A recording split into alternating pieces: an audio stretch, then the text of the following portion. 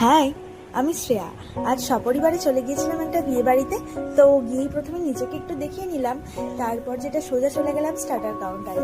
সেখানে গিয়ে কোনো দিকে না তাকিয়ে হাতে চুপ তুলে নিলাম চিকেন পকোড়া। তো চিকেন পকোড়াটা খেয়ে দেখছিলাম আর কি কেমন একটু লাগে। দারুণ খেতে ছিল চিকেন পকোড়াটা।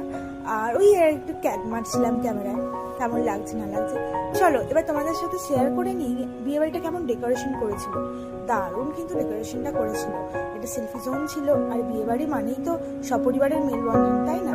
তারপর খেতে বসে গিয়েছিলাম।